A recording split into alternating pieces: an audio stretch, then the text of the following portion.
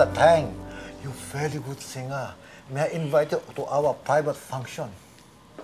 Thank you po, sir. Pero para saan po to and kailan po yan? I pick you up Friday para ikaw hindi ligaw. Akin dala ikaw sa function. Pero huwag ikaw bigla kasi ito function, apat lang tayo.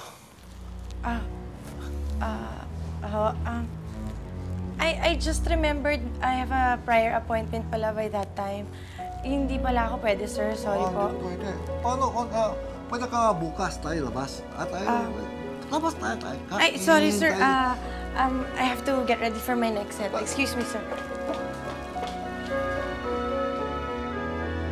At hindi lang yan ang only time na may lumapit sa akin na DOM. Take note ha, DOM. Buti na lang nakausap ko na yung waiter namin na nakakunsyaba kung pagtakpan ako. In fairness, inaalagaan naman nila yung mga talents nila. Smart girl, anak.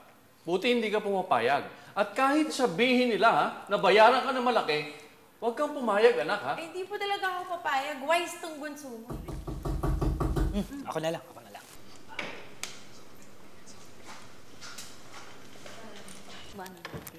Hindi ka rin ho.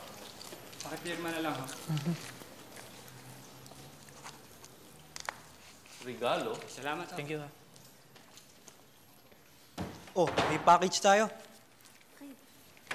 Kanina daw galing?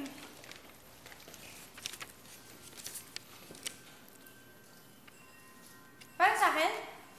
Aye? Kanina galing niya?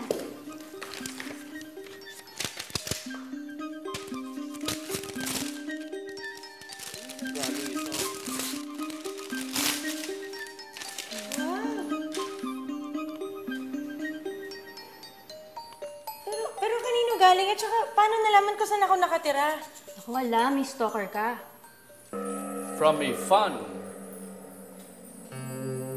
Sa trabahong pinasok ni Carmela, hindi maiiwasan ang mga tagahangang pilit susubukin ang tatag ng iyong prinsipyo.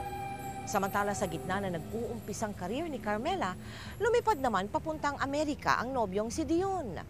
At makaraan ng 6 na buwan, unti-unti na ring nagkalayo ang kanilang loob hanggang sa tuluyan silang magkahiwalay.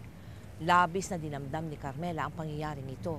Pero dahil ayaw niyang lamunin siya ng lungkot at sama ng loob, itinuon na lamang niya ang lahat ng panahon sa kanyang karir. Uy, Jimrod, ang ganda ng hagod mo dun sa last song natin, ah. Ha? Thanks, ha. Oo nga pala, Ayet, baka interesado ka kasi may Japanese recording company na on the lookout for new talents. Di ba naghahanap ka ng bagong racket? Oo naman. Para saan daw? Ano project?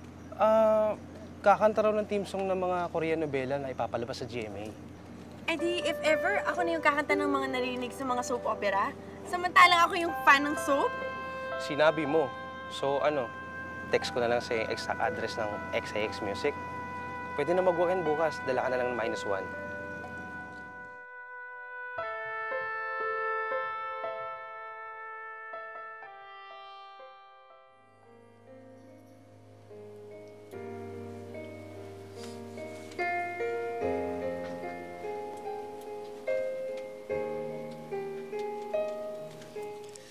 Miss Cuneta, here's the Tagalog version of the song just heard.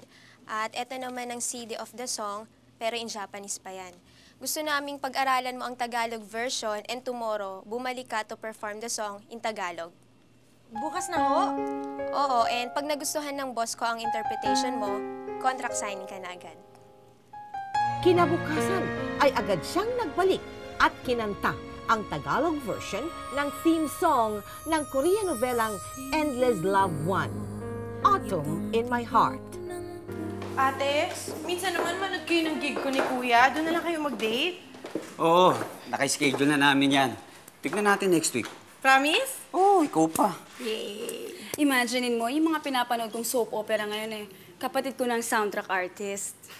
Proud sister ata ito. Ay, sis talaga ate ko, love your own ka masyado. Ay, sige, mauna na akong papagas pa ako.